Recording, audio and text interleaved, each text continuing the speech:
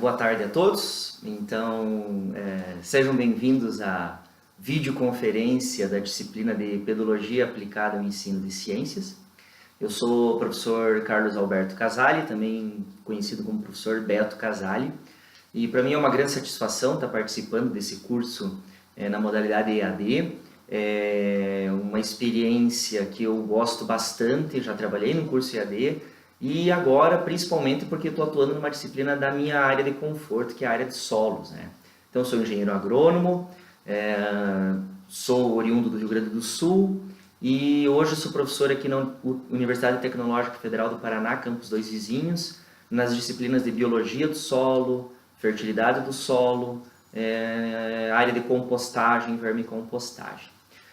Pois bem, então quando foi criado esse curso e definido algumas disciplinas, né, junto em conversa com os outros professores de solos, nós resolvemos propor uma disciplina na área da ciência do solo, principalmente porque nós vimos muitas dificuldades na questão de contextualização da ciência do solo dentro do ensino básico, não apenas o ensino de ciências, mas o ensino de outros níveis, como geografia, como química, como física, matemática e outras áreas que a ciência do solo pode ingressar com o intuito de auxiliar na formação do estudante, tanto em conceitos básicos, e da mesma forma ele se capacitar na ciência específica, que é a ciência do solo. Então, quando a gente foi convidado a dar essa disciplina, nós pensamos nela com muito carinho, né?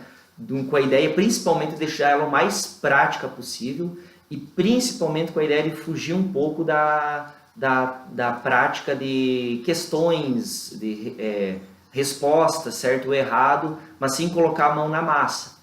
Eu sei também que muitos de vocês sentiram dificuldades na execução dessas práticas relacionadas à ciência do solo, mas o desafio foi esse mesmo, foi tirar vocês da zona de conforto, e hipótese alguma foi dificultar a vida de vocês, mas sim tirar vocês da zona de conforto para mostrar que a prática, uma experiência, ela é muito mais gratificante na formação do estudante, por mais difícil que ela possa ser do que responder algumas questões únicas e simplesmente, mas com toda certeza ela contribui enormemente na formação dos nossos estudantes, tá bem? Então, sem ressentimentos, tá? Vamos analisar com muito carinho todas as práticas que vocês executaram, da mesma forma que nós vamos levar em consideração as peculiaridades de cada local, né? Que nós temos o EAD, que vai desde a cidade de São Paulo, passando aqui pelo Paraná, por Foz do Iguaçu, passando por Santa Catarina e indo até o Rio Grande do Sul, né? No polo Cachoeira, que é o mais longe aqui dentro dos polos que nós temos. Então, logicamente, pessoal, que o intuito principal da disciplina foi essa, né? Foi tentar motivar vocês a desenvolverem práticas educacionais relacionadas à pedologia para que agrade, melhore a prática do ensino dos estudantes que vocês forem trabalhar, ou então até mesmo quem é extensionista, quando for trabalhar com agricultores, são todas práticas passíveis de serem executadas, inclusive com adultos, com agricultores e todos os níveis de ensino. Inclusive, muitas dessas práticas que eu ensinei, que eu tentei desenvolver com vocês, eu utilizo na graduação de agronomia, na graduação de engenharia florestal, na graduação de licenciatura em educação no campo, que são os cursos aqui que nós atuamos, tá bem? Então, feitas as devidas apresentações, vamos entrar propriamente no objetivo dessa videoconferência, que se trata da revisão dos conteúdos que nós vimos até esse momento, né? Inclusive das práticas, das tarefas, né?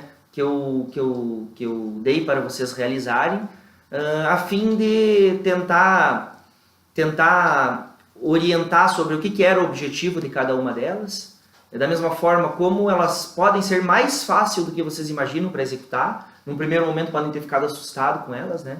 E qual é o objetivo principal que cada uma delas tem? O que elas buscam atingir, facilitar em termos de formação dos nossos estudantes, tá bem? Bom, Então vocês até o momento já tiveram quatro tarefas e nós vamos trabalhar 3, que é mais ou menos o tempo que nós teremos para essa videoconferência. Nós conseguimos trabalhar as 3 primeiras, tá? A primeira tarefa, vamos então, sem mais delongas, é a tarefa relacionada ao conteúdo de formação e composição do solo, né? É o primeiro conteúdo básico. Muito bem. O que essa tarefa... primeiro, por que esse conteúdo é muito importante, principalmente para quem trabalha com o ensino básico? Hoje nós temos muitos conceitos ultrapassados sendo utilizados nos livros didáticos. Por exemplo, inclusive muitos conceitos que surgiram até no fórum de discussão, classificações de solos. Qual é a classificação utilizada para solos, a mais correta? E a tradicionalmente utilizada nós vimos que é o solo arenoso, solo argiloso, solo humoso e solo calcário. Vejam só qual é o nível de problema nessa classificação e como ela está ultrapassada. Primeiro que no Brasil nós não temos solo calcário praticamente. Tirando algumas manchas do Nordeste, nem existe esse tipo de solo no nosso ambiente. Então olha como é distante da realidade essa classificação utilizada. Por isso que é muito importante estudar essa questão de formação e composição do solo, porque, primeiro, para a gente, mesmo tendo problemas nos livros didáticos, que nós, educadores, possamos atualizar esses conceitos, né? Ou melhorá-los à medida que a gente vê alguns problemas. Outra questão que nós temos é a própria distanciamento do ensino de solos de estudantes urbanos. Por quê? Porque a própria cidade, ou a questão de você concretar toda a cidade, asfaltar toda a cidade, dificulta o contato desses estudantes com o solo. E que os educadores, por exemplo, lá de São Paulo, sentiram na pele a dificuldade que é isso, né? Então, agora, imaginemos que nós temos que formar esses estudantes também nesse tipo de área, pois muitos deles não necessariamente ficarão em São Paulo, ou inclusive atuarão em áreas dentro de São Paulo, mas relacionadas à ciência do solo, a própria construção civil, a parte de terraplanagem, a parte de parques, de arborização, jardins de condomínio. Tudo isso envolve o uso ou ocupação do solo, portanto nós temos que ter uma formação adequada desses estudantes. E também para a questão de conhecimentos gerais, que a educação, mesmo de cultura geral, o solo tem que ser colocado nela. A cultura que nós temos hoje de conhecimento sobre a água, que é tão importante, nós também temos que ter sobre solo. Assim como nós temos sobre floresta amazônica. Quantos alunos nossos aí de São Paulo conhecem a floresta amazônica, no entanto, nós aprofundamos o estudo de floresta amazônica com eles. Tá certo? Às vezes até mais do que a própria Mata Atlântica, que é a floresta ambiente da região de São Paulo, ou até mesmo no Rio Grande do Sul, por exemplo, é capaz de a gente saber mais da floresta amazônica do que o próprio bioma Pampa, que é o que predomina na metade sul do Rio Grande do Sul, na verdade. Então, por mais que os estudantes não tenham no primeiro momento contato com a ciência do solo, uma vez ou outra eles vão usar na vida deles e para fins de conhecimentos gerais sobre drenagem, ciclo da água, o conhecimento da ciência do solo é fundamental. Então isso perpassa sim a capacitação de vocês, educadores, na ciência do solo, mesmo enfrentando todas essas dificuldades que vocês podem ter em cidades, por exemplo, mais urbanizadas, ou em cidades menos urbanizadas, como Palmitos, por exemplo, que o solo tem uma relação estreita com a cidade, com a economia e assim por diante. Tá bem? Então, hoje, na sua maioria, os livros didáticos têm sérias limitações no ensino de solos. Sérias limitações. Então, a primeira coisa que eu acho que vocês têm que se sensibilizar é que nós temos que abrir o horizonte além do livro didático para a ciência do solo.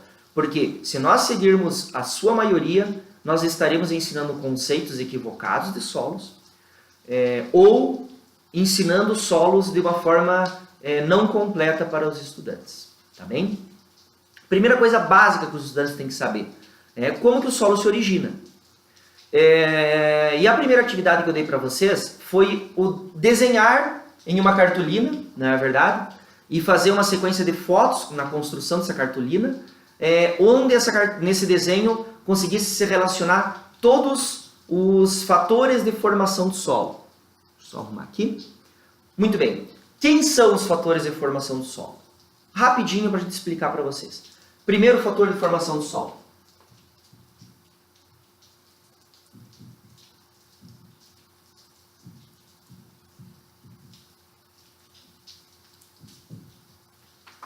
Material de origem. O que é o material de origem? É a rocha matriz, né? E a rocha matriz, pessoal, é a brita, a pedra brita de construção, para vocês terem uma ideia, que vocês encontram aí em qualquer loja de material de construção, é o material de origem de um dos principais solos aqui do sul do Brasil, que é o chamado latossolo, a antiga terra roxa, e que hoje é um latossolo, ou também pode entrar na classificação de nitossolo. Mas esse material de origem, pedra brita, que nesse caso aqui é o basalto, né, em tamanho de pedra brita, ou nós podemos ter granitos, arenitos, todas as rochas dão origem aos solos. Por isso que eles são conhecidos como material de origem. Então, o primeiro fator de formação. Segundo fator de formação muito importante é relevo. Por quê? Porque conforme o relevo que o ambiente possui, esse material de origem estará mais ou menos exposto a um processo muito importante chamado intemperismo. Perfeito? Intemperismo. Então, o relevo vai condicionar a ação do intemperismo sobre o material de origem. Por quê? Para a rocha vir a se transformar em solo, tem que acontecer o intemperismo. Obrigatoriamente, o intemperismo tem que atuar sobre a rocha para que ela venha a se tornar solo. E o relevo, ele entra como um condicionante aos agentes do intemperismo. Quem é o principal agente do intemperismo? Água. Perfeito? Então a água atua sobre o material de origem para formar solo. O relevo vai dizer onde vai ter mais ou menos água, onde o processo erosivo vai ser mais forte ou mais fraco e, consequentemente, alterando a formação dos perfis de solo. Depois do relevo, outro fator que interfere muito no agente transformador que é a água é o clima. Em locais que chove mais, locais que chove menos, consequentemente, a intensidade do intemperismo vai mudar. Já dá para se supor, por exemplo, que ambientes que chove mais, tem mais água, o intemperismo é maior, você terá a formação de solos, por exemplo, mais profundos. Perfis de solo com 1 metro, 2 metros, 3 metros, até 20 metros de profundidade. Já em ambientes com menos pluviosidade, o intemperismo é menos intenso. Consequentemente, você terá perfis de solo mais rasos, como, por exemplo, o neossolo. O neossolo, que já o nome já diz tudo, é um solo jovem, tem perfil de 20 centímetros de profundidade no máximo. Tá? Todos esses solos são encontrados na diversidade das regiões do Brasil. Então, olha como a gente já está colocando nomes aí para esses solos, fugindo daquele negócio de solo arenoso, argiloso, orgânico e calcário. Vamos fugir dessa classificação que ela não é mais utilizada. Nós estamos entrando agora no chamado Sistema Brasileiro de Classificação de Solos, onde você tem o neossolo, são solos jovens, latossolo, são solos velhos, profundos, como indicado ali com um solo mais intemperizado. Nós temos os cambissolos, que são solos intermediários entre um neossolo e um latossolo. São solos um pouco mais profundos que o neossolo, mas menos profundos que o cambissolo. Tá bem? Muito bem. Além desses 3 fatores, nós temos mais um que é muito importante, que são organismos. E quando eu falo organismos, não é micro-organismos. São organismos vivos de uma forma geral. Inclui árvore, inclui o ser humano, inclui micro-organismos, inclui organismos da megafauna. Todos aqueles que podem vir a fazer um buraco no solo, que podem vir a adicionar resíduos orgânicos, como uma floresta, estarão contribuindo com substâncias para a formação do perfil do solo. Por exemplo, a matéria orgânica do solo só vem de organismo vivo. Solos orgânicos que sim existem, mas que não têm essa nomenclatura. Hoje eles se chamam organossolos. Os organossolos têm uma dependência muito grande da adição de resíduos a partir de florestas, por exemplo. Tá? As chamadas turfas são solos orgânicos, que hoje se utiliza o nome organossolo. Tá? Finalmente, o último fator, que é o tempo. A formação de um perfil do solo não acontece do dia para a noite. A formação de um perfil do solo leva milhares de anos ou até milhões de anos. Para você terem uma ideia, a tampa de uma garrafa, essa tampa aqui, ó, para você pegar a rocha e formar esse volume aqui de solo, você precisa de pelo menos 500 anos. Então o tempo é necessário para você conseguir formar um perfil do solo. 5 fatores: material de origem, relevo, clima, organismos e tempo. E o que eu desafiei vocês foi organizar em um desenho todos esses fatores de formação do solo, de uma forma criativa, né? Eu vou fazer aqui um desenho simples de como eles podem ser relacionados, baseado naquele desenho que vocês encontram lá na tarefa. Tem 2 exemplos até, na verdade, né? Tem 2 exemplos, uma sequência de perfis e outro que é uma paisagem, tá bem? Então,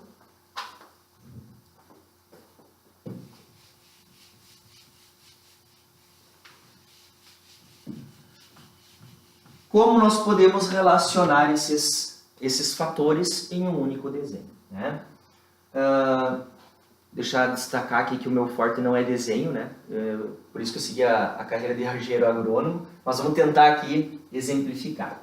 Então, a primeira coisa, se você tem variação do solo em função do relevo, obrigatoriamente você tem que fazer um relevo diferente.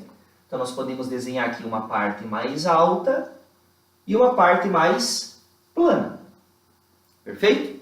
Então, nós temos variação de relevo. Agora, nós podemos desenhar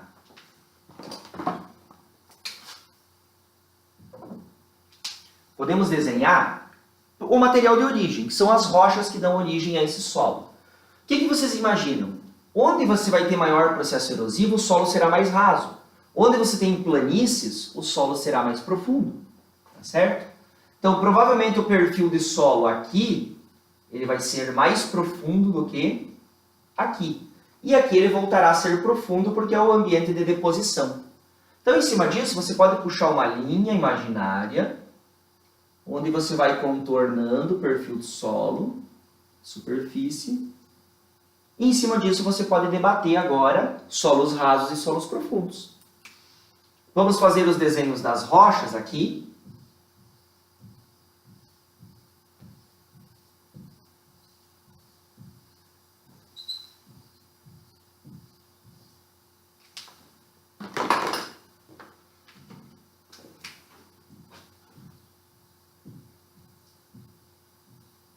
E esse é um tipo de atividade que vocês podem desenvolver com os estudantes.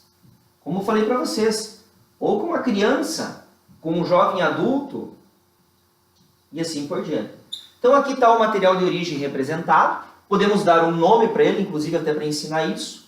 Vamos colocar como exemplo a rocha predominante aqui no sudoeste do Paraná, que é o basalto. Perfeito? Basalto. Muito bem. O que vocês têm agora? O material de origem está aqui desenhado. Tá? O material de origem está aqui desenhado. O que vocês podem fazer agora, para não ficar essa linha tão forçada, é um ambiente de transição. Então vocês podem aqui, por exemplo, fazer uma mancha com a cor do basalto para representar que é um ambiente de transição, não é uma linha tão bonitinha assim, perfeitinha. Pronto. E a partir dali você pode desenhar o perfil do solo, como já está aqui desenhado, né? Fazendo desenhos sobre os suas diferentes camadas. Então você pode fazer aqui um desenho do horizonte B, olha a nomenclatura, horizonte B, né? Mais raso, mostrando que os solos têm camadas, e depois você pode vir com um horizonte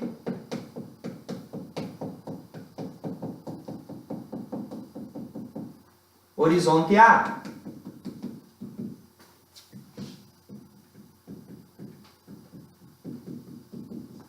Perfeito?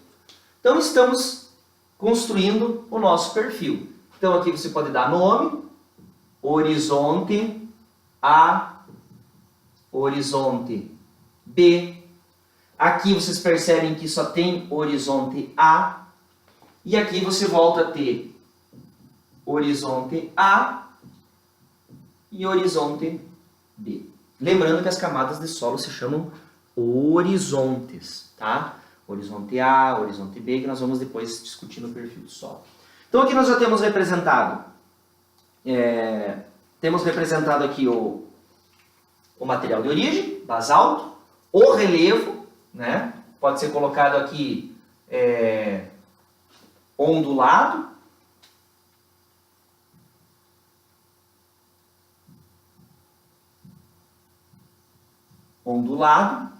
e aqui pode ser colocado relevo plano. Perfeito? Outro fator muito importante, clima, né? Clima. Então, podemos fazer aqui uma questão de precipitação, até para mostrar que essa água aqui, ela pode ter fluxos preferenciais, como podemos usar o termo até aqui, erosão, né? Podemos colocar o termo aqui, deposição.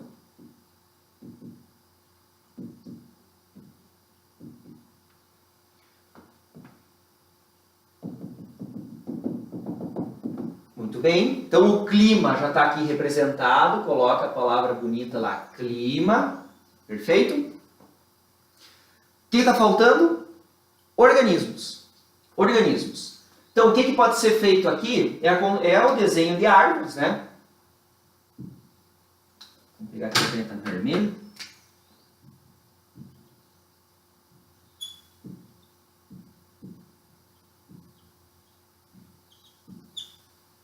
Fazer o desenho de árvores com um sistema radicular dentro do perfil do solo, não podemos esquecer, a árvore não termina aqui em cima. Aprofunda o sistema radicular nesse solo, inclusive chegando até o material de origem.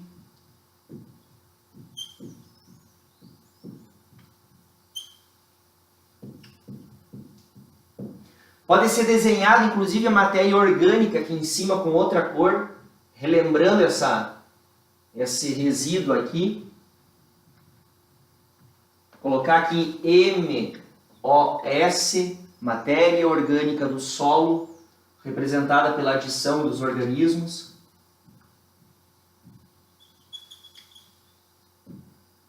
Muito bem. E o tempo, que é algo um pouco mais difícil de transformar, geralmente você coloca ele com nomenclatura de solos. Por exemplo, solo jovem. Por que é um solo jovem? Porque ele está em formação. A relação desse solo com o material de origem ainda é muito próxima. Agora, onde você tem os solos mais profundos, você pode colocar solo velho, que dá uma ideia de tempo. Tá? Outra forma, evolução. Né? Pode utilizar aqui o solo jovem, solo velho, com a palavra tempo. Perfeito? E está um desenho, né? Vamos imaginar aqui nossa cartolina,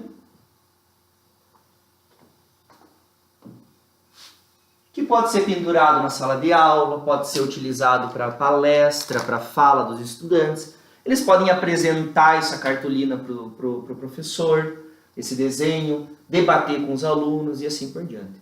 Então, só para vocês verificarem, num desenho desse, você pode estar debatendo a questão climática, questão de relevo, tudo isso associando a formação do solo. A questão de ter vegetação mais exuberante no solo profundo, aqui tem uma vegetação menos desenvolvida. A questão de preservação, processos erosivos e assim por diante. Tem muita coisa para ser explorada com um simples desenho dos fatores de formação do solo. Beleza? Bom, essa era a primeira atividade, né? Essa é a primeira atividade. Nós levamos aí em torno de 10 minutos para fazer esse desenho aqui nesse quadro. Outro desafio que eu passei para vocês foi confeccionar um perfil de solo dentro de uma garrafa PET, ou dentro de uma caixa de vidro, ou de uma estrutura transparente plástica, o que vocês quisessem. Mas a ideia principal era construir um perfil de solo, principalmente para dar a ideia de que o solo tem camadas. Que nós temos que olhar o solo não apenas o que tem na superfície, mas analisar o seu perfil, o que tem em profundidade. Por que isso é tão importante? Bom, se nós levássemos em consideração o perfil de solo, com toda certeza os casos de desmoronamento de áreas de ocupação, muitas vezes regular e irregular, né? Não só irregular, que tem nas regiões mais litorâneas, Santa Catarina, São Paulo, Rio de Janeiro, onde teve todos esses desastres ambientais, né? Se nós levássemos em consideração a formação do perfil do solo para decidir onde pode e não pode ser ocupado pelo ser humano, com toda certeza o número de incidentes seriam bem menores na questão do desabamento. Só claro, entra a questão social e tudo mais, mas a questão de perfil do solo é uma variável fundamental para aumentar ou não a estabilidade dessas regiões aqui bem onduladas, tá certo? Então é importante debater isso com os estudantes, inclusive dentro de grandes centros, isso é muito importante. Meio rural, discutir a questão de erosão. Os processos erosivos são muito grandes, principalmente nesses solos aqui mais jovens, mais rasos, que estão em ambientes declivosos. O pessoal de Palmitos aí sabe do que eu estou falando, né? Essa região bastante declivosa, onde muitas vezes é feita agricultura, pecuária, mas sem utilizar técnicas de conservação do solo. Isso que é uma região onde tem solos já mais fragilizados naturalmente, tá? Então o perfil do solo começa, como diz o outro, tentando achar um recipiente. Nesse caso aqui eu peguei para vocês uma garrafa PET de água mineral, perfeito? Coisa mais simples. Essa garrafa PET, lembrando, é outra atividade que tranquilamente vocês podem executar com os estudantes, né? Com os estudantes, tendo a devida orientação. Bom, o que nós vamos fazer aqui com essa garrafa PET? Vamos cortar ela.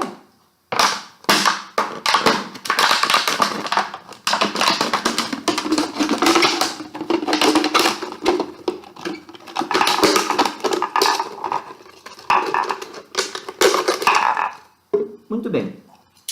Tudo isso. Perfeito? Então foi cortada a garrafa PET. Bom, perfil de solo. Primeiro, o solo evolui de onde? Rocha. O que nós pegamos aqui? Olha que material mais simples aqui, ó. Brita. Para nós é muito fácil porque esse é o material de origem aqui da nossa região. Agora, poderíamos ter buscado basalto aqui no parque, ou assim por diante, né? Regiões de granito, como por exemplo Cachoeira do Sul, que tem o granito como referência, inclusive os calçamentos aí de Cachoeira do Sul são todos eles coloridos, né? Poderia usar, por exemplo, o granito. A rocha, né, com maior facilidade para ser encontrada. Segundo ponto, o que eu peguei de material para fazer os perfis, os horizontes do solo?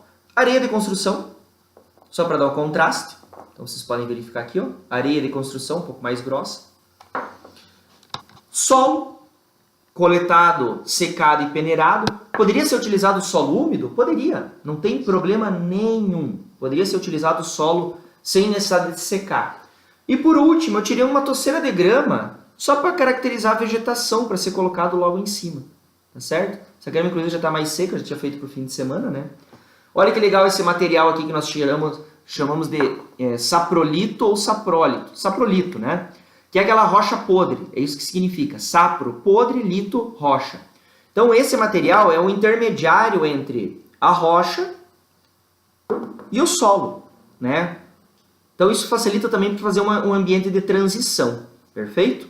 Então eu vou primeiro mostrar para vocês um perfil top, né?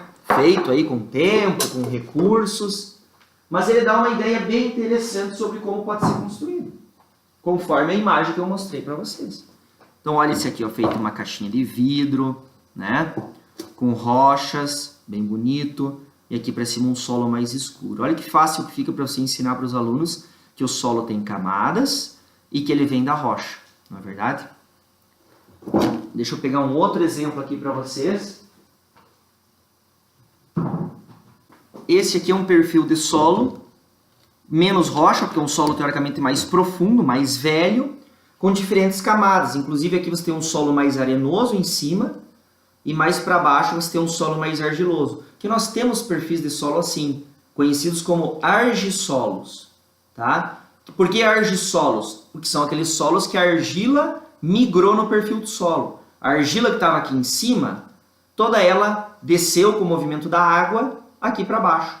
Então aqui você tem uma camada mais arenosa e uma camada mais argilosa e depois vem o material de origem. Essa diversidade de solos é muito rica que nós temos no Brasil. Vocês podem montar perfis como acharem mais pertinente. Muito bem. Então vamos começar pelo material de origem, né? Primeiro, pedra brita.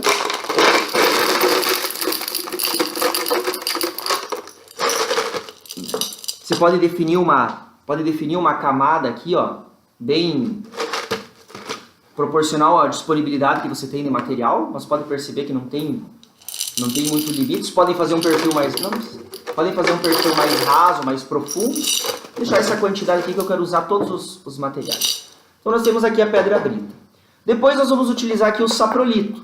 Muitas vezes é o intermediário entre solo e rocha, né? É uma rocha que tu consegue às vezes quebrar com a mão. Esse é o saprolito, tá? Então nós vamos colocar como intermediário entre o solo e a rocha.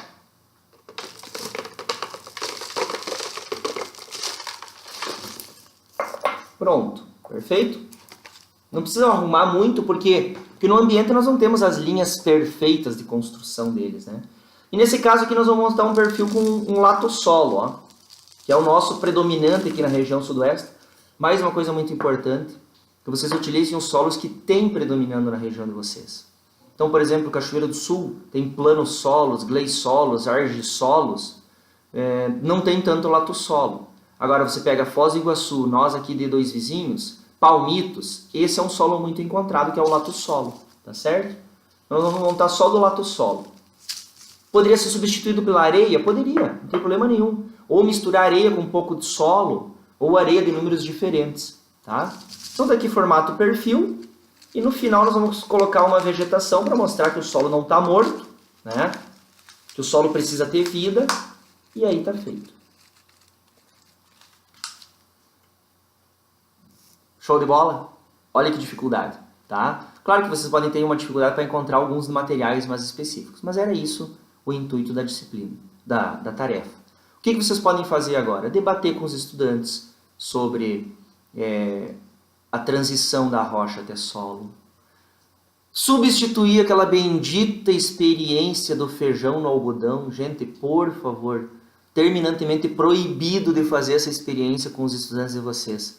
Primeiro, porque isso perde a realidade sobre onde que as plantas se desenvolvem. Então agora não tem mais experiência de algodão com feijão, é experiência de solo com feijão. Vocês poderiam montar um perfil desses com os estudantes e agora plantar um feijão aqui em cima. E eles vão ficar responsáveis por umedecer, cultivar. Poderia ser flores, já fica um vaso muito bonito, que ele tem uma drenagem aqui para você utilizar. Está feito um vaso praticamente aqui para você usar até como decoração, tá certo? Então, o que nós temos aqui? Um latossolo. Esse aqui seria o conhecido horizonte C, que pega o solo com resíduos de rocha já podre. O saprolito, que vem logo abaixo do horizonte C. E o material de origem, que é o basalto, no caso aqui de Foz do Iguaçu, Palmitos, Dois Vizinhos. Tá certo? Então, essas duas experiências que eram os primeiros desafios que eu coloquei para vocês, para poder fazer sozinhos, com estudantes e assim por diante. Tá? Espero que vocês possam utilizar essas experiências mais vezes, eu torço por isso, pelo menos essa experiência, né? Com o objetivo de desenvolver a pedologia aplicada às ciências, que é o objetivo principal da nossa disciplina, tá bem? Então, vamos para a próxima tarefa? Vamos lá então. Muito bem, dando continuidade, pessoal, então, a nossa videoconferência, né? Vamos para a tarefa 2, tá bem? Então, a tarefa 2, ela tinha como objetivo discutir as propriedades morfológicas, físicas e químicas do solo. Logicamente que vocês não teriam como desenvolver todas as propriedades morfológicas, químicas e físicas, porque elas são muitas, né? E não é esse o objetivo também de fazer tudo. Então eu selecionei alguma das propriedades que eu considero muito pertinente, porque elas estão envolvidas com outras propriedades, que é a questão da textura e a cor do solo, que ela pode remeter muitas informações também importantes, né? Muito bem, vamos começar então pela cor do solo. Por que a cor é tão importante? Primeiro porque visualmente você já consegue inferir muitas informações sobre aquele solo e as propriedades que ele pode apresentar, né? Químicas, físicas, morfológicas. Segundo, porque é uma forma fácil, simples de analisar visualmente. Então não tem custo de análise, material e assim por diante, né?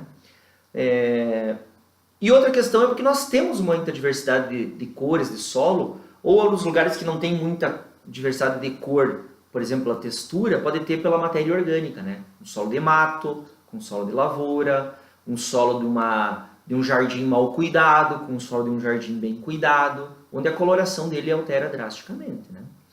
Bom, dentre as propriedades morfológicas que o solo possui, eu destaco então que a cor, pela sua facilidade de avaliação, ela pode ser muito bem desenvolvida e trabalhada com os estudantes. Naquele livro lá do Solo e Ambiente, que foi passado para vocês, ele está muito bem mastigado tudo isso, a importância, quais são as propriedades morfológicas, a importância delas e como que elas podem ser trabalhadas. Não deixem de ler aquele livro quando forem trabalhar com solos com os estudantes. Ele é muito bom, muito interessante, tá? Sobre a cor, então. O que nós podemos tirar como importante? Primeiro, quem são os agentes que dão cor ao solo? Basicamente 2 agentes, argila e matéria orgânica. A argila, ela dará tonalidades vermelhas, tonalidades mais amareladas, tá certo? Conforme o ambiente que ela vai estar e o tipo de argila que nós temos variação. O que dá essa tonalidade vermelho e amarelada é o óxido de ferro que tem no solo, tá? Então, o que nós podemos inferir, por exemplo, os solos avermelhados e amarelados? O ambiente que eles estão situados são ambientes mais drenados, menos água, que aí permite a formação do óxido de ferro. Às vezes, quando você vai para um ambiente de banhado, um ambiente de várzea, no alto do morro você tem um solo vermelho, como esse aqui, e lá no baixo do morro, lá no banhado, você vai ter um solo escuro. Por que aquele solo é escuro? Porque a argila é escura? Não, é porque lá não se forma óxido de ferro, que dá a cor vermelho e amarelo. Ele se dissolve na água e a ausência de óxido de ferro vai dar uma tonalidade escurecida para o solo. Por isso que solos de várzea, solos de banhado, são geralmente mais escuros, enquanto solos de alto, de coxilha são morros, né, em ondulações, você terá tonalidades mais vivas, mais avermelhadas, como que nós temos aqui. Então o óxido de ferro é que dá essa tonalidade. Logicamente nós temos solos com mais óxidos, solos com menos óxidos de ferro, conforme os fatores de formação do solo. O primeiro deles é o material de origem. Se a rocha, como esse caso aqui, o basalto, tem bastante ferro, tanto que o basalto é até conhecido como pedra-ferro, consequentemente o solo formado a partir do basalto terá bastante óxido de ferro. Agora, se uma rocha é o arenito, basicamente pouca partícula de argila, consequentemente o solo formado será um solo com tonalidade clara, pela ausência de óxidos de ferro, tá certo? Como essa areia aqui, que são os solos predominantemente aqui do litoral brasileiro, né? Tá certo? Então, uma primeira informação pela cor que nós podemos ter é a presença ou ausência de óxidos, que nós podemos inferir são solos com mais argila, né? Com menos óxidos, solos menos argilosos. Isso é uma informação que dá para tirar, tá certo? Outra informação importante, que é o outro agente pigmentante de solos, que é a matéria orgânica.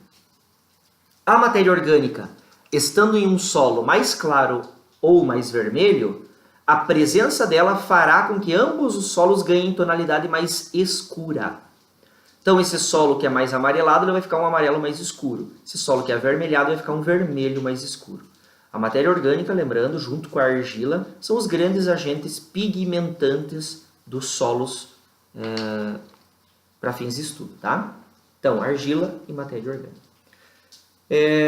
O que mais que nós podemos inferir com os estudantes? Se o solo mais escuro tem mais matéria orgânica, provavelmente aquele solo será mais fértil, porque a matéria orgânica aumenta a fertilidade do solo.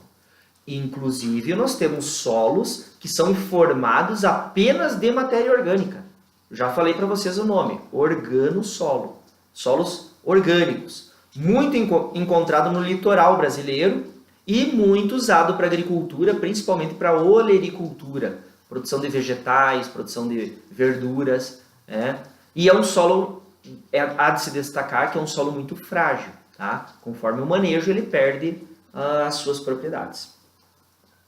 Além disso, os ambientes que eu falo de banhado, de várzea, eles podem ter os dois fatores que dão a tonalidade escuro. Primeiro, presença de água, ausência de óxido de ferro. Segundo, ambiente mal drenado, acúmulo de água, você acumula mais matéria orgânica pela ausência de atividade microbiana.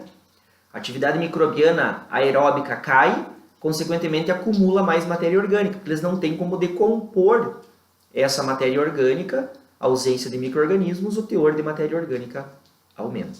Tá? Que tipo de ambiente nós teremos mais matéria orgânica? Ambientes mais frios.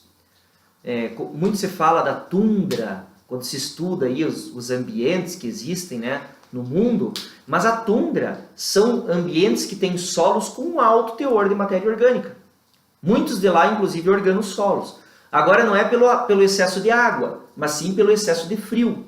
Muito frio, baixa atividade biológica, consequentemente a decomposição dos resíduos diminui e acumula-se mais matéria orgânica no solo. Tá?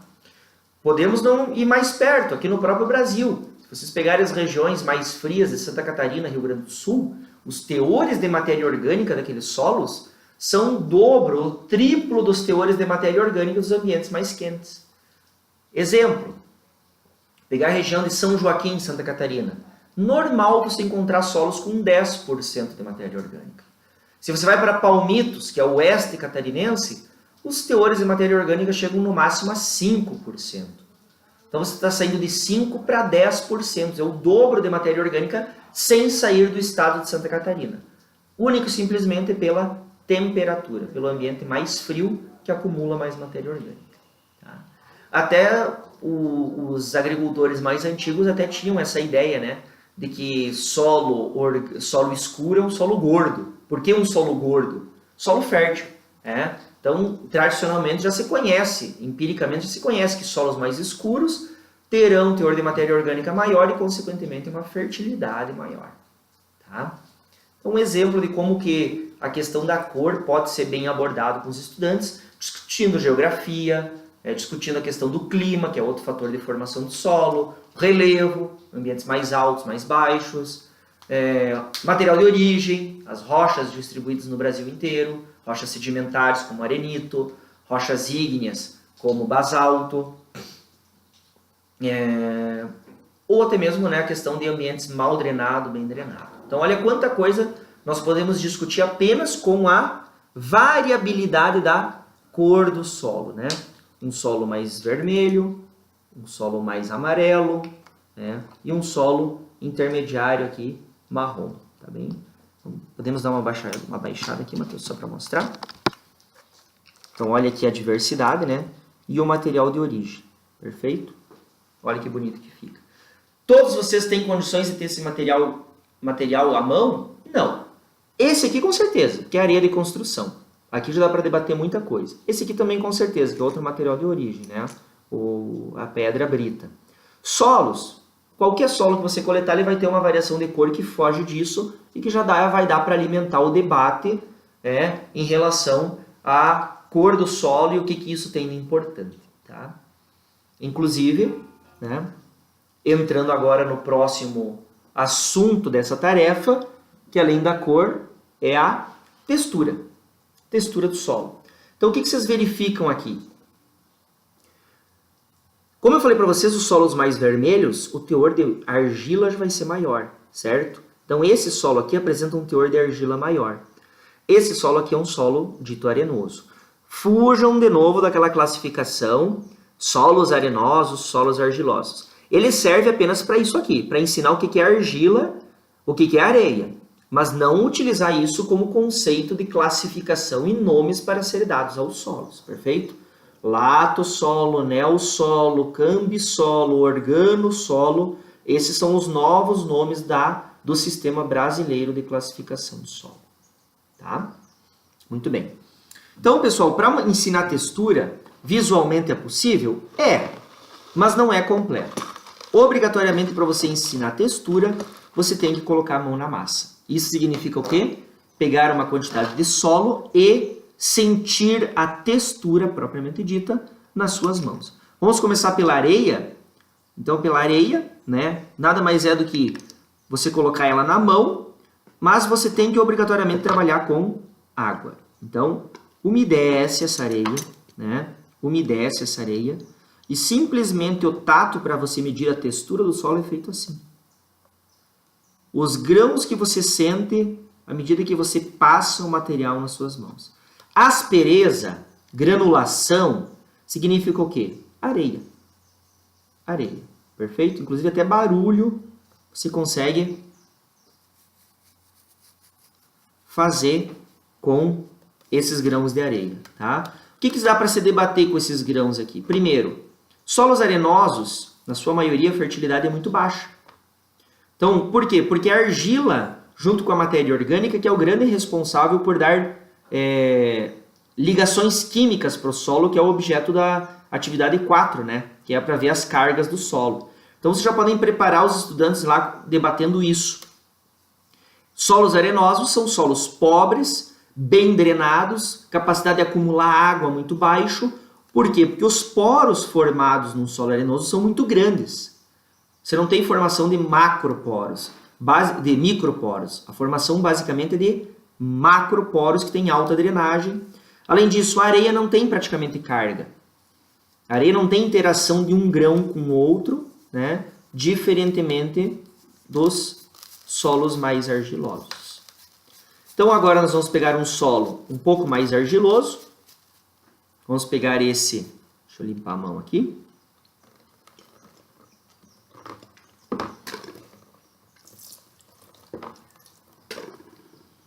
Tirar todos os grãos de areia, para você não melhorar a capacidade de sensação. Muito bem. E agora nós vamos pegar um pouco desse solo mais argiloso aqui. Tá? Infelizmente, né, se muitos não gostam, envolve sujeira. Não tem como o solo não ter problema de sujar. A questão é a gente não ver o solo apenas como sinônimo de sujeira, essa que é a questão. Então molha-se um pouco, cuidado para não exagerar. Você faz uma massa, percebe-se? Cheiro gostoso esse solo. E agora você percebe aqui no tato, quando você começa a passar a mão, que você não tem os mesmos grãos observados no primeiro material. Então você passa a mão suavemente até desmanchar os grãos e você percebe que não tem os grãos nessa massa aqui colorida. No entanto, os alunos vão perceber que tem um pouquinho de grão. Por quê? Pessoal, não existe solo 100% areia, não existe solo 100% argila. O que existe são solos que têm mais argila e solos que têm mais areia. Mesmo este solo aqui, você ainda conseguirá sentir grãos de areia dentro dele. Isso é maravilhoso. Por quê? Porque ele é um solo intermediário. Se nós fizermos com esse solo aqui, sentiremos menos, mas mesmo assim ele ainda terá areia na sua constituição. Só em termos de proporção, solos como esse aqui tem em torno de 5, 10% de areia. Solos como esse aqui tem em torno de 20, 25% de areia. E isso aqui, solos com 85, 90% de areia. Argila, enquanto aqui tem 5%, 10% de areia, aqui tem 60, 70% de argila. Aqui você vai ter 40% de argila. E aqui 5, 10% de argila. E o resto, que nesse cálculo não fecha 100%. Aparece um terceiro indivíduo, que é o silt. O que é o silt? Uma partícula de tamanho intermediária. A argila é feita de uma partícula muito pequena, né? A areia é feita de uma partícula maior. E o silt é uma partícula intermediária, certo? Não tem importância química para cargas. É a argila que vai ter principalmente importância para cargas. Mas ele tem uma importância para diminuir a compactação do solo, por exemplo. Ela deixa o solo menos suscetível à compactação, tá certo? E ele dá uma sensação, quando você passa na mão, uma massa sedosa. Diferente da argila, que é pegajosa, o silt é sedoso, ele não gruda tanto assim como você percebe aqui na mão, tá certo? Existem solos siltosos, principalmente em regiões de várzea, região lá de Cachoeira do Sul, de Banhados, região de São Paulo também é encontrado alguns. Nessas regiões que nós encontramos principalmente os solos mais siltosos, tá? Então, um solo argiloso, um solo de classe média, a gente chama até classes de textura. Classe argilosa, classe média, classe arenosa. Perfeito? Tranquilo? Muito bem. Então, essa seria a segunda atividade. Era única e simplesmente fazer um trabalho assim, tá certo? Vamos agora para a terceira atividade, tá bom, pessoal? Muito bem, pessoal. Então, vamos retomar nossa videoconferência agora com a última tarefa, tarefa 3. A tarefa que mexeu com a maioria do pessoal, que todo mundo ficou apavorado e que vou tentar mostrar aqui que não tenho por que ter todo esse pavor com a metodologia. Ela é uma metodologia muito simples, muito eficiente e inclusive uma metodologia utilizada até para trabalhos científicos e também para fins de educação, extensão e assim por diante, tá? Então, a tarefa 3 é fauna do solo como indicador de sua qualidade. Algumas questões teóricas importantes a ser destacado sobre a biologia do solo, né? Primeiro que para ser considerado solo, obrigatoriamente tem que ter organismo vivo nele. Obrigatoriamente. Não podemos, por exemplo, nem chamar o que tem em Marte de solo marciano, mas sim terra marciana, porque ainda não foi comprovado vida naquele substrato, tá certo? Então, é um pré-requisito para o conceito de solos existir vida nele, para você poder utilizar esse conceito. E a vida no solo ela é muito diversa, desde micro-organismos até organismos da fauna, que nós classificamos em microfauna, mesofauna e macrofauna. E esse nome já dá para ter uma ideia que é a função do tamanho que o organismo apresenta, certo? Além dessa classificação dos organismos em tamanho, micro-organismos, microfauna, mesofauna e macrofauna, nós também podemos ter classificações baseado em hábito alimentar, baseado em período do tempo que eles vivem no solo. Hábito alimentar, podemos ter, por exemplo, saprófagos, que são os organismos que se alimentam de material em decomposição, resíduos orgânicos. Predadores, que se alimentam obrigatoriamente de organismos vivos. Saprófagos, podemos destacar os chamados colêmbulos, que são muito importantes para o equilíbrio biológico do solo. Além dos colêmbulos, organismos decompositores, nós temos, por exemplo, cupins. Nós temos alguns coleópteros e assim por diante.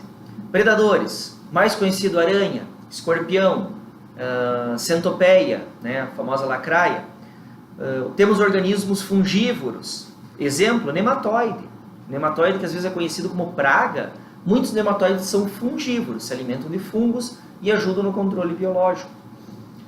Podemos destacar também os organismos fitopatogênicos ou fitófagos, como queiram, que são os organismos que atacam planta viva. Destacamos nematóides, 10% dos nematóides que vivem no solo são fitopatogênicos. Coleópteros, temos coleópteros que atacam a parte aérea das plantas, por exemplo, a vaquinha, como também temos coleópteros que atacam raízes ou a sua larva vai atacar a raiz, tá? Então, coleópteros. Gafanhotos são outro exemplo de fitófagos, tá? Então, só para dar um nuance sobre os organismos que nós temos no solo, compondo a fauna, né? Temos organismos, por exemplo, nematóides, que podem estar na mesofauna e na microfauna. Temos alguns coleópteros menores que estão na mesofauna, mas também temos coleópteros grandes que podem estar na macrofauna. Essa classificação é baseada estritamente no tamanho do organismo. Então essas classificações são bem pertinentes. Outra classificação que eu comentei para vocês é em relação ao período de vida que eles passam no solo. Eles podem ser geobiontes ou geófilos, né? Geobiontes que passam a vida toda e geófilos só uma parte da vida deles no solo. Exemplo, coleópteros que tem a fase larval, que fica presente no solo, e o adulto não. O adulto vai viver em outro ambiente. Ou a minhoca, por exemplo, que vive todo o seu ciclo de vida dentro do solo. Tá certo? Então são algumas classificações. Todos esses organismos têm um papel fundamental em nível de solo. Podemos destacar aqui ciclos dos nutrientes: fósforo, nitrogênio, carbono. Todos os organismos que são decompositores, eles contribuem para a funcionalidade dos ciclos dos nutrientes, né? Principalmente para esses três que eu destaquei: fósforo, nitrogênio, carbono. Todo resíduo que é adicionado ao solo, ele obrigatoriamente passa pelo ataque biológico para ele poder ser convertido a novos nutrientes, liberados novos nutrientes, e assim esses nutrientes serem aproveitados por outras plantas, ou pelo próprio organismo da biologia do solo. Além disso, esses organismos da biologia têm um papel de controle biológico. O solo é um ambiente caótico, e nesse ambiente existe um equilíbrio muito grande entre todos os organismos. Mais uma função, bioindicador de qualidade do solo, que é o que essa atividade se propõe. Você ter mais ou menos de um ou outro organismo em um determinado solo pode indicar uma série de fatores ambientais. Por exemplo, conhece-se que onde tem formiga em excesso, significa que aquele ambiente está desequilibrado. Onde tem cupim em excesso, é um indicativo de que aquele solo não apresenta uma boa qualidade. O contrário é verdadeiro. Onde se encontra bastante minhoca, indica-se que aquele solo tem boa qualidade, boa adição de resíduos, boa umidade e assim por diante. Tá? Então, a presença ou ausência de organismos são indicadores da qualidade daquele ambiente, mais especificamente o solo. Pode servir também para microbiologia. Você ter mais atividade microbiana ou menos. Mas o problema da atividade microbiana, você trabalhar com ela, é que você precisa de maiores recursos em termos de laboratório para você poder trabalhar. Já a fauna, com materiais simples, você pode avaliar a presença ou ausência de organismos em determinados ambientes, podendo assim inferir se ele é melhor ou pior em uma questão de comparação. Outra função muito importante dos organismos é a funcionalidade do solo e de suas propriedades. Por exemplo, para você ter boa infiltração de água no solo, você precisa de poros. Esses poros podem ser de origem do próprio solo, por exemplo, microporos, que é a função da textura, teor de argila, teor de areia, ou você pode ter macroporos, e muitos desses macroporos têm origem biológica. Inclusive, nós chamamos eles de bioporos. São poros abertos por organismos, minhoca, coleópteros, grilo, aranha, e esses bioporos têm uma capacidade de fluxo de água muito maior do que os poros naturais do solo. Esses bioporos, eles permitem a infiltração de água em um maior volume. Consequentemente, a água que infiltra no solo é menos água que vai escoar superficialmente. Portanto, a vida no solo ela tem diversos nuances, tem importância para diversas variáveis, desde a funcionalidade do solo, como fertilidade, como física do solo na questão de drenagem, ou o próprio uso da biologia como indicador de qualidade do solo. Tá bem? Bom, o texto passado para você sobre a biologia é muito importante a leitura dele. Ele traz um apanhado geral sobre a biologia como um todo, né? E agora nós vamos para a tarefa, mais especificamente a tarefa de avaliação da fauna do solo. Tá? Então, vou sentar aqui para fazer a prática. Muito bem. Então, o que eu solicitei para vocês foi a construção de armadilhas e que vocês instalassem essas armadilhas em determinados ambientes, de preferência em ambientes diferentes, para você ter uma comparação entre eles. Tá? Existem vários métodos de avaliação da fauna do solo, vários. Esse que eu mostrei para vocês aqui é um método bem simples, barato de fazer e que, volto a dizer, como as outras atividades, podem ser feitos com os alunos, com os filhos de vocês, ou, deixa eu levantar um pouquinho, com os filhos de vocês, ou até mesmo com adultos, com agricultores e assim por diante. Então, o que material que é necessário? Uma garrafa PET, incolor, para poder possibilitar enxergar o que tem dentro do material, né? Uma tesoura, um estilete, álcool, nesse caso aqui pode ser para vocês álcool 70%, álcool 46%, ou álcool 70% ele é mais efetivo para matar os organismos quando eles caem na armadilha. Já o álcool 46% ele vai ter esse efeito, mas ele perdura menos. Então ele não pode ficar muitos dias a armadilha no ambiente. E potinhos, como eu comentei para vocês, aqueles potinhos de exame de urina que você compra fácil, né?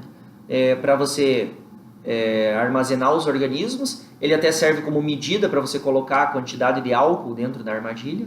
Tá? Então esses materiais necessários.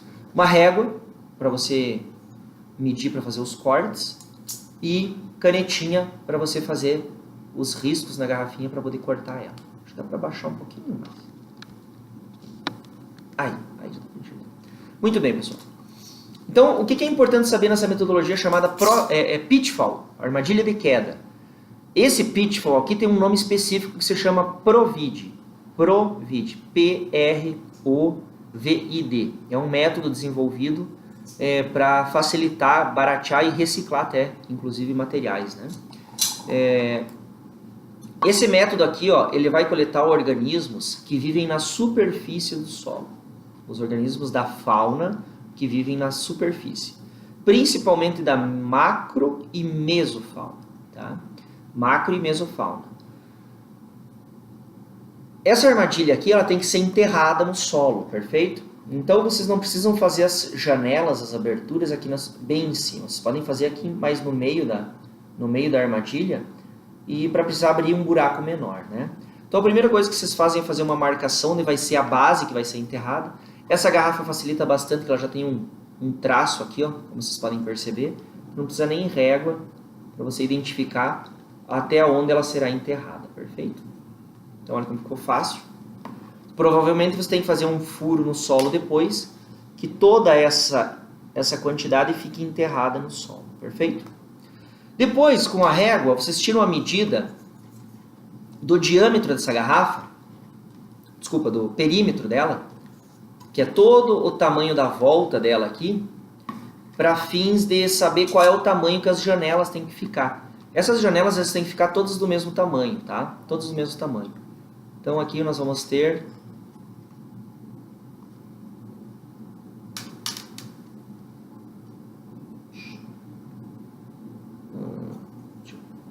esse lado aqui está em centímetros.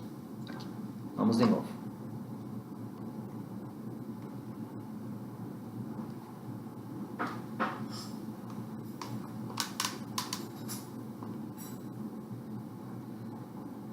(18,5 centímetros).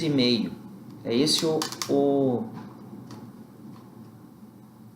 perímetro dela. 18,5 centímetros. Você tem que fazer pelo menos 3 janelas, né? Então você pode fazer, por exemplo, 3 janelas de 5 centímetros, vai dar 15, para 18 você pode ter 2 frestas entre elas, né? Deixa eu ver, 3 janelas, 3 frestas de 1 centímetro, tá? Vai fechar os 18 centímetros. Então nós temos que fazer 3 janelas de 5 centímetros, perfeito? Faz uma marcação aqui, mede-se com a régua 5 centímetros.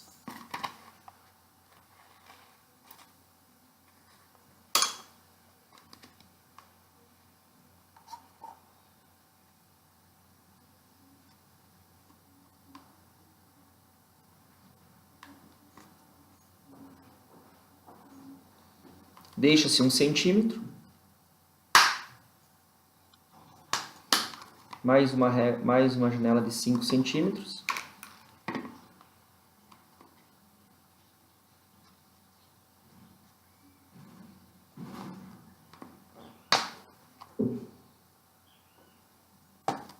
Mais 1 centímetro.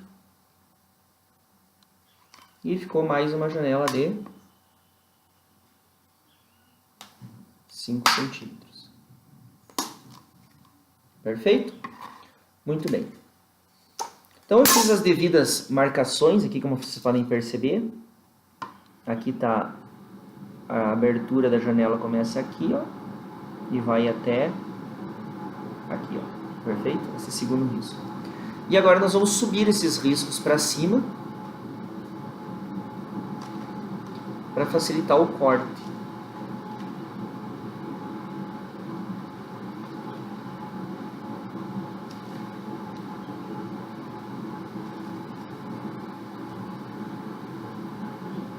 Aqui vai ter um pouco mais afastado, sem problema.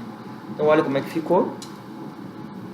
Uma coluna, 2 colunas, 3 colunas. Essa coluna ficou um pouco mais larga, mas não tem problema. O mais importante são as janelas ficarem todas do mesmo tamanho. E agora a gente vai efetuar o corte. Pode ser feito com tesoura ou pode ser feito com estilete. Eu prefiro estilete, né? Então você pega aqui a ponta, pode baixar um pouco para nós, Matheus? Então você pega aqui o início de uma coluna, aqui, ó, perfura,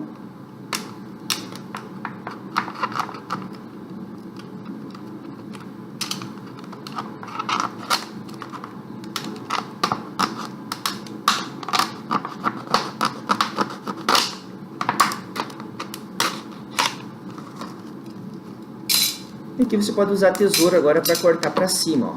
Aperta aqui a garrafa, simplesmente você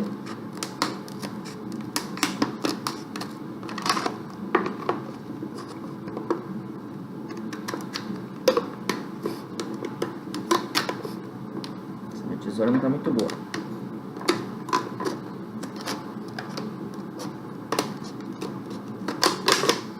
Olha que legal. Então, feita a primeira abertura, está aqui a janela. Ó. Você simplesmente dobra essa janela para cima.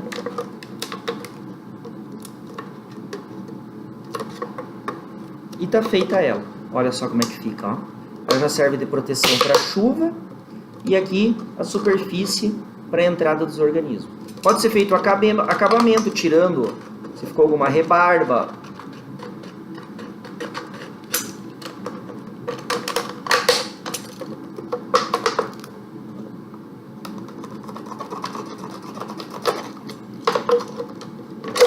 Pronto, tá? Então aí ficou a abertura da garrafa. É isso que nós temos que fazer, então, 3 aberturas. Novamente eu pego no canto, perfura-se,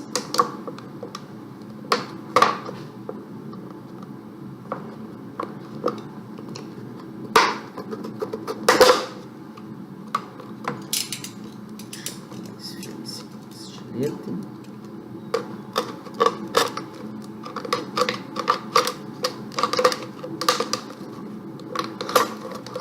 Mais um furo aqui.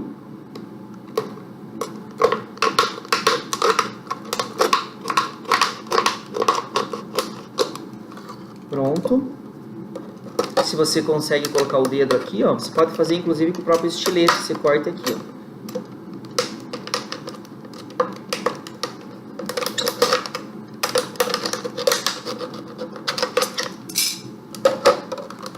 Fica mais fácil para usar até a tesoura, tá?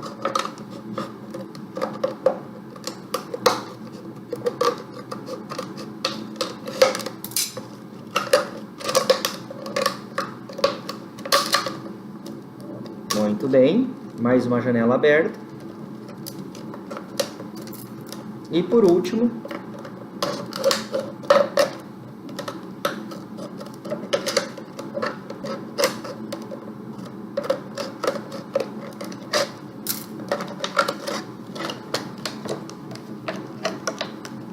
mais uma janela aberta. Então tá aí, ó. as 3 janelas abertas, tá? Da garrafa Provid, ó. E agora está pronta para a armadilha ir para o campo, perfeito? É só isso. Cuidados principais aí para a instalação dessa armadilha. Primeiro, fez um buraco no ambiente, né? O solo que sai desse buraco você tem que tirar daquele lugar e jogar um pouco mais distante, porque você tem que alterar o mínimo possível o lugar onde você vai instalar essa armadilha. Então cavocou com uma ferramenta, com uma colher, cavocou com uma pazinha de jardim para abrir o buraco para pôr a armadilha, evita enxada. A enxada vai revolver muito solo em relação ao que precisa para pôr essa garrafa. Abriu o buraco, esse solo que sobrou você não fique jogando ao redor da armadilha, tá? Porque aí você pode ter chance de alterar muito o ambiente e os organismos podem fugir dali. Então, abriu o buraco, menor alteração possível do ambiente ao redor. Feito o buraco, fecha-se essas janelas aqui, ó, para você instalar a armadilha. E daí cai menos solo dentro da armadilha. Olha como ela fica fechada bem tranquilo. Perfeito? Colocou ela no buraco, que vai ficar aparecendo só essa parte aqui, ó, tá? Aí você vai organizar o solo para que ele fique bem rente à superfície, para que os organismos que estejam passeando por aqui tenham possibilidade de cair. Agora você vai abrir as janelas, ela estando enterrada, tá? E daí não vai ter possibilidade de cair mais tanto solo. Abre as 3 janelas. Perfeito? E agora você vai pegar o álcool. O ideal é 70%, mas você pode usar o 46%. Uma quantidade em torno de 150 ml. Se a armadilha vai ficar 3 dias no campo, 3 dias no ambiente, 150 ml é mais que suficiente. E você vai despejar dentro da armadilha. Perfeito? Quanto mais capricho você tiver no colocar armadilha, mais limpo vai ficar o ambiente depois para você contar os organismos. Perfeito? Muito bem. Feito isso, você vai deixar a armadilha lá, devidamente identificada no campo, para ninguém mexer. Passado 3 dias, pelo menos, tempo mínimo para trabalhar são 3 dias, você simplesmente vai no campo e puxa a armadilha. Fecha e leva para casa, numa pia, para você poder processar essa amostra. Tá bem? Faz isso numa pia. Vai numa pia, lava a garrafa, tira todo o solo, o excesso de solo por fora, tá certo? Aí você pega essa armadilha, abre ela em um determinado lado e lava os organismos e guarda os organismos dentro de um pote. Detalhe importante, se você usar um coador de plástico, não tenho ele aqui agora, mas esse coador seria muito importante caso a tua amostra fique muito suja. Então você despeja toda a armadilha dentro do coador, joga água aqui dentro, lava bem, porque às vezes fica organismos impregnados aqui dentro, joga no coador, limpa umas 5 vezes essa garrafa, todo o material daqui de dentro pro coador, foi pro coador, depois do coador você pega os organismos, passa eles com auxílio, por exemplo, de uma faquinha ou do próprio estilete, vai empurrando eles e você joga para dentro do pote com álcool. Inclusive os últimos materiais você pode passar com água e depois colocar álcool para armazenar. Obrigatoriamente tem que armazenar com álcool os organismos. Só um exemplo aqui dos organismos armazenados, ó. Olha essa armadilha aqui, ó, a quantidade de formiga que pegou. Perfeito? Quantidade de formiga que pegou. Essa armadilha aqui já pegou menos organismos, ó. Tem 2 lesmas ali, tem um grilo, pegou bem menos material. Vocês percebam que nos boiando tem organismos bem pequenos, estão vendo? Esses organismos aí que vocês estão enxergando pequenos é tudo mesofauna. Esse organismo aqui, ó, é macrofauna, para ter uma noção de tamanho. Inclusive esses aqui boiando são os chamados colêmbulos. Uns bem cinzinhas, deixa eu pegar aqui. Olha que esses cinzinhas que estão boiando aqui no meio são os chamados colêmbulos, tá? São da mesofauna e que pode ser utilizado na contagem, ou você pode contar simplesmente os organismos da macrofauna. Não quero contar colêmbulos, quero contar os organismos maiores. É isso que vocês vão encontrar, um ambiente às vezes com mais organismo, vai depender qual organismo é bom ou é ruim. Por exemplo, formiga não é um bom indicador. Significa que esse ambiente daqui a pouco pode estar pior do que esse ambiente aqui, tá? Mas é isso que dá para debater com os estudantes. Quais foram os organismos encontrados? Quantidade dentre eles, fazer a contagem. Para fazer essa contagem aqui, o mesmo coador que vocês usaram, vocês podem utilizar para tirar eles do álcool. Pega a amostra, derrama a amostra no álcool, ou derrama numa bandeja, e simplesmente com uma agulha ou com uma pinça, você vai separando os organismos conforme as características de cada um deles, tá certo? Depois disso, vocês podem trabalhar a classificação dos organismos, reino, filo, classe, ordem, família, gênero. Vocês podem trabalhar manejos de ambientes, ambiente mais preservado, menos preservado, o que surgiu de organismos. Pode debater a questão de contagem, porcentagem, dá para trabalhar matemática com eles. Dos 100 organismos encontrados nessa amostra, 50% era formiga, 30% era formiga, 10% era grilo, 20% era coleóptero e assim por diante. Então é uma possibilidade muito boa para vocês trabalharem não só o próprio solo, a pedologia, mas a biologia do solo e inclusive interagir com outras áreas, outros conteúdos, com outros professores e assim por diante. É uma prática integradora, muitas escolas trabalham com atividades integradoras. Já trabalhei com estudantes de ensino técnico como prática integradora. Foi fantástico os resultados obtidos, tá? Numa escola técnica, onde os estudantes trabalharam, alguns fazendo coleta em floresta e lavoura, outros fazendo coleta na área urbana do campus e lavoura, e assim por diante. Foi bem interessante, tá? Meio urbano, pega ambientes bem alterados, como áreas de construção civil, pega o jardim aí do condomínio, pega o parque logo na frente, tenta articular isso aí, mas é uma atividade bem pertinente para vocês trabalharem com os estudantes e assim eles absorverem a biologia do solo e toda a sua importância. Tá bem? É uma parte apenas, né? Não temos como nós trabalharmos todas as tarefas, mas eu espero que essa conversa, essa videoconferência sirva de estímulo para vocês fazerem as tarefas que faltam, sirva de apoio para vocês fazerem essas tarefas, tá? Que elas são fundamentais, a prática é fundamental no ensino. E eu acho que é isso que está faltando bastante nas nossas salas de aula.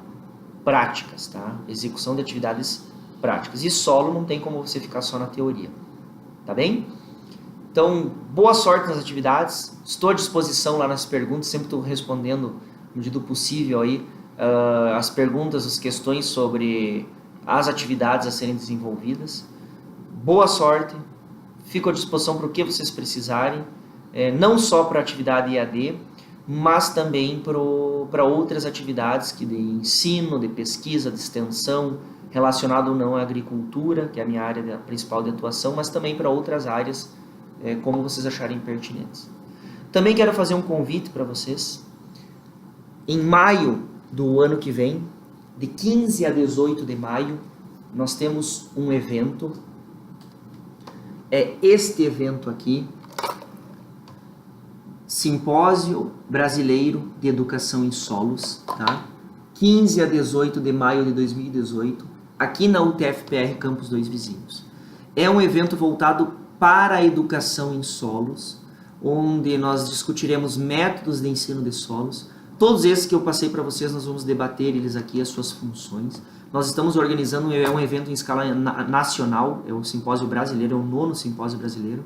E a temática dele é educação em solos no meio rural, entre as escolas e a extensão. Porque a educação em solos é feita em qualquer ambiente, desde os ambientes formais, como as salas de aula, até ambientes não formais, como reportagens, como o contato do dia a dia com o padeiro, com o açougueiro, com o professor, com o médico e com os usuários diretos dos solos como os agricultores. Então é um evento de 15 a 18 de maio, convido vocês, terá um custo muito barato, venham conhecer o TFPR, venham conhecer o Sudoeste do Paraná e venham debater solos e práticas educacionais de solos para que nós consigamos melhorar a educação em solos e a educação como um todo desse país, tá bem? Então, convite feito, contamos com a presença de todos de vocês nesse evento e mais uma vez, muito obrigado e estou à disposição por que precisarem. Tchau, tchau.